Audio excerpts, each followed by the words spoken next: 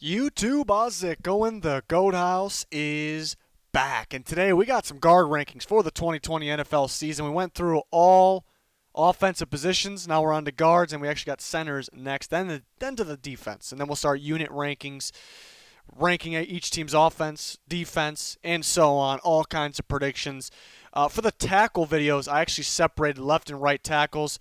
So those are two different videos. For the guards here, it's all in one. I just ranked the top 32. There's a lot of teams where it's pretty interchangeable, who will play left, who will play right. We have an idea who the starters will be, but obviously they can flip those. So we decided to rank the top 32 guards together.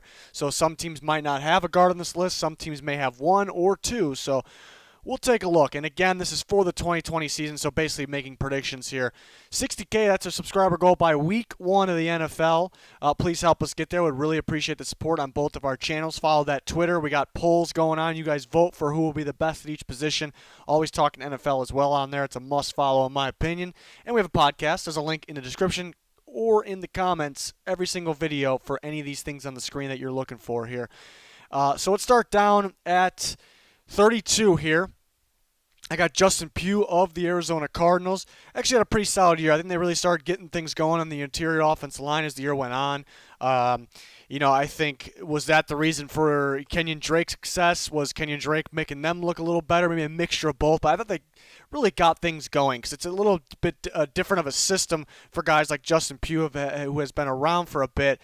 So he really got going. So actually we could see him continue to step up here and making the 32. Obviously, not all the starters are on this list, so this is only half of the starters. So anybody that makes this list, I consider a good guard for sure. Billy Turner at 31 of the Packers. We see two Packers on this list here. We see Billy Turner and Elgton Jenkins. Elgton Jenkins took that starting job over as just a rookie, and I definitely expect him to keep on growing. So at the end of this year, maybe we're talking about him well inside the top 20. So Billy Turner and Elgton Jenkins make the list for the Packers. Mike Iupati was once maybe a top 10 guard in football. Seattle Seahawks bring him back to hold down, that guard spot for them, which, they could get better at, but having the veteran Iupati in there is pretty solid to have, I suppose, because I guess there is a shortage, because like I said, the top 32 here, which is half of the starters, pretty solid, but really after about half of the starters, it gets a little rough, honestly. James Daniels at 29, so I'm banking on him stepping up this year. He's a pretty solid prospect out of Iowa a few years ago, and the Bears kind of messed up last year. They were still trying to figure things out. They had to change blocking schemes at one point. So what they really messed up was switching Cody Whitehair and James Daniels, switching their positions, center and guard, which they both have experience at each of them, which is the great thing. But they were just so much better with Whitehair at center and Daniels at guard, and they swapped it, and they really struggled. When they swapped it back, it got a little better. So that's where they kind of messed things up. But Daniels will be back at guard, obviously, and I think he'll be a top half of the starters here, the top 32. We talked about Elgton Jenkins already. Andrew Wiley from the Chiefs. Some injuries happened for the Chiefs during the regular season. Some guys that step up. I thought Wiley stepped up pretty good, so I think he'll continue to hold down that job. Dalton Reisner was a rookie last year, was a tackle, moved to guard. That was the correct decision, and he got better as the season went on as well. So there's another guy, another young guy, same draft class as Elgton Jenkins there. These guys can continue to climb this ladder here. Isaac SEUMALO from the Eagles at 25. They're going to need him step up. He'll be a starter anyways because it's the opposite side. But Brandon Brooks, who is not being ranked in this list because he's out for the season, who would be ranked easily in the top 5. But they need these interior guys to really step up here this year. It's going to be very important there for the Eagles because missing one of their star players on the offensive line. Next 8 guys here. Mark Lewinsky at 24. Solid run blocker. It's a very good offensive line, one of the best. You can argue the best, but maybe the weaker point of that. But the unit works so well together there in Indianapolis. Duvernay Tardif of the Chiefs. Man, a few years ago, you're definitely talking about this guy top 15, maybe top 10. A little shaky last year. I know they had some injuries across the offensive line, but the unit really got together in the playoffs, so I think we can start to see him step up a little bit this year. Andrew Norwell, another guy. We talked about him a few years ago, especially when he hit free agency. This is one of the better guards in football, really, and he's had his moments still where you can see the talent still there, but pretty inconsistent. Not the best year last year, even though there were some holes opening up for Fournette finally. But we know the talent is better there. Andrews Pete at 21. Still young, got the big contract. I expect him to continue to step up, year by year here, game by game. Not the best year last year. The rest of the offensive line was a very good unit, and I mean he was solid. Obviously, well worthy of a top, half in terms of rankings of the guards. So he can continue to step up. And we see two Saints on this list here, but Connor Williams should step up this year. Young guy from Texas, the Cowboys kind of drafting him when they didn't really need him that much, but getting ready to step up in the future. Now's the time where I think he breaks out and he can make some noise here. But here's the other Saint, Eric McCoy. It's a tricky one because Eric McCoy was a rookie center last year and was lights out. One of the better centers in football in terms of last year alone. Obviously, it was his only year. So if we were ranking centers here, he'd probably be high up. But it sounds like, because they draft Cesar Ruiz, who was the center of Michigan, they drafted him in the first round, who I think can play guard. But from Sean Payton's comments, Eric McCoy can play guard or center or guard is what he says. So that kind of leads me to believe they're going to move McCoy to guard, which I think he'll be okay. Obviously, he can block. I think he'll be all right. I think we'd be better off keeping him at center because we know it works. I think Ruiz at guard could be better, but that's just my take, just based on how good McCoy played last year. So it's a little bit of a tricky one. We'll see how he does. Obviously, it's a little easier to be ranked high in terms of centers. There's not that many of them, and many good ones, really. But I'm still confident he can be a solid run blocker there. Quinton Spain at 18. I think Quinton Spain's pretty underrated. Last year was his first year at Buffalo. I was surprised how long he sat around in free agency last year, especially with the shortage on offensive linemen. Bills picked him up. He was really good. A big reason why the Bills' offensive line stepped up. They signed him once again here, so that's great news. I think Quinton Spain is a heck of a guard. I think underrated, too. Graham Glasgow at 17 was on the Lions, now on the Broncos. He actually has potential to start at center, but I like him better at guard. I believe he'll start at guard.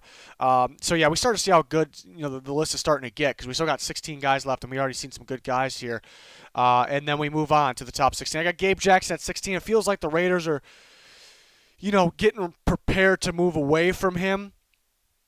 Not the best year last year. Not that it was bad, but not the best year last year compared to, years before when he did actually play. I think. So, basically, I think he's declining a little bit. The Raiders are kind of preparing for that, but still a top 16 guard. Chris Lindstrom, a little bold here. He's a rookie last year. They drafted him pretty high, higher than expected. But at the end of the day, he was a very good guard prospect. I'm kind of banking on, since this is for 2020, him stepping up this year. I think he can be a top 15 guard and really, help Todd Gurley, guys like that, kind of get going there. Because we've seen the Falcons' offensive line so consistent, so good for so many years. And then 2 years ago, pretty rough, and then they go into the draft. They use 2 first-round picks on offensive linemen, 1 guard, 1 tackle, Lindstrom being one of them, of course, to kind of revamp that thing. So now they want a quick turnaround right here, and we'll see if he can step up. Laken Tomlinson, I think another underrated guy of the Niners, such a good run-blocking guard there, and was a key for all the success they had down the stretch. So I do like Laken Tomlinson of the Niners as well. Some offensive line changes for the Niners. It's going to be interesting. Obviously, I had Trent Williams to left tackle, but it's going to be interesting to see who's going to start at that guard spot, opposite of Tomlinson. That's kind of a question there. Will Hernandez, the young guard, I expect to step up this year, kind of a breakout year. He makes his way in the top 15. They're getting things ready just in time for kind of Saquon Barkley to kind of break out as well. I think the interior offense line is definitely in place, and we'll talk about another guy here in a second of the Giants. Trey Turner at 12 with the trade, Russell Okung for Trey Turner. I think it was even though tackle still, that left tackle spot, still kind of a question there for the Chargers, but they really kind of, they don't have to worry about the guard spot anymore. You kind of got the feeling it was kind of going to be Schofield in there, but they lost him in free agency, but they kind of upgrade a little bit with Trey Turner there. So that was a win, I think, for them. So Trey Turner to stay healthy. I think it's a very solid guard here for them. Kevin Zeitler for the Giants. We talked about Will Hernandez, and now here we go. Here's the duo. So this is what the key is. We've seen him, outside the Browns too. The Browns without him, I should say. So you can see how much of an impact he is as well. But I really like this interior interior offensive line for the Giants, so it's really kind of coming together here. You expect Hernandez, and I know it was the same pieces it was last year, but second year for Zeitler, and then Hernandez, ready to break out, so that's great. Ali Marpet of the Buccaneers, a small school kid, really starting to get going here, even though he kind of did right off the bat, but last year I thought he had a really solid year. Now Tom Brady making the adjustments at the line there, and you got the coaching staff in there for a second year. So only up, I think, for Ali Marpet. Brandon Scherff at number 9. This is about the time where we start to see him to, because he was a top prospect, start to play like that, even though he's been solid, almost solid enough. But, yeah, he got that contract. I think he can start to, really get going here. He got the franchise tag, I should say. So he actually could continue to make his way up still, too, maybe even the top 5 in a year or two. Joel Bitonio of the Browns. Yeah, that Browns offensive line really struggled, but he's still a standout guy in there, so that's pretty impressive because sometimes I think you're as good as your unit. So sometimes the good guy gets dragged down a bit because the unit. Sometimes the bad guy gets dragged up, or not dragged, pulled up, looks a little better than he is because of the unit. Bitonio is definitely that strong part. Well, last year of that offensive line, they add some other pieces there, so you definitely should play like a top 10 guard. David DeCastro still balling out. Feels like he's been in the league for quite some time. He comes in number 7. Maybe last year not as good as the other years when he was in there, but. You still know what to expect from David DeCastro here. Richie Incognito, another veteran that's still when he's in there, definitely playing at a high level. A bully in the interior there, especially in the run blocking game. Just an absolute bully of a dude, apparently on and off the field. So Richie Incognito still number 6 and just had to come out of retirement a little bit ago, even though I felt like he still wanted to play, so I don't know if you really call it that. But pretty impressive. Shaq Mason at number 5 of the Patriots. I still think this guy has a lot of upside here, so that's the good news there for Shaq Mason. Can actually continue to improve here, still a young guard. On to the top 4, back-to-back Patriots here. Joe Thuney just got the franchise tag. Another guy. I think, Thuney, 27 years old. Shaq Mason, 26. So the young duo in there is looking pretty solid for them. Hopefully they can get the run game going a little better. I think they will this year because of these guys continuing to improve. But will Thuney get the contract extension? That's kind of the question. Roger Saffold at number 3. They pull him from the Rams. You see the disaster of the Rams without Saffold in there. That was glaring. And then the Titans, Saffold actually struggled a bit. The first 2 to 3 games, the fans were actually getting on him quite a bit, and he was kind of getting on them. But, man, especially down the stretch of the season, but most of the season, pure dominance, a big reason for the Derrick Henry success, running right behind Saffold. And I know he has Taylor Lewan on his side, but the absolute holes they were opening up. I mean, he got better and better his first year on this team as the year went on. So, I think 1, 2, and 3 are pretty locked in for me. I think a clear 3 and then a clear 2, clear 1. Even though Zach Martin, his talents, will say number 1 at his position, just tough to not have Quenton Nelson number 1. But Zach Martin, about staying healthy for him as well. But in 2, I just realizing 2 Notre Dame guys there, they're pumping these guys out over there. But yeah, Zach Martin number 2, Quenton Nelson. Yeah, I don't think it's really any question. Number 1. And I'm just realizing that, the background color of the bar looking a little purple there. So graphics guy got to figure his stuff out there. So I apologize for that. But Quenton Nelson of the Colts, absolute beast. I think the day he stepped in, it almost felt like he was the number 1 interior offensive line, but maybe offensive lineman in general right away. So that is impressive.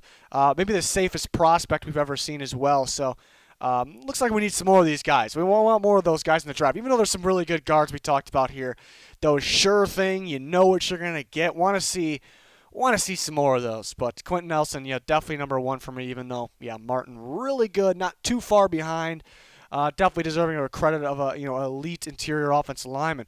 We're going to do centers next. We'll rank the way I want to do centers is because we don't see multiple centers, it makes sense to do every single team starting center. So 32-1, every single team starting center. And after that, we're on to the defense. Defensive line, interior, the pass rush, the linebackers, corner safeties. Then we'll rank units. We'll rank offenses, defenses, all kinds of content. No one covers the NFL like the Goat House, so please subscribe. You're going to want to follow that Twitter.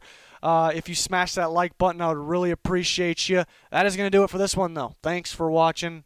Goodbye.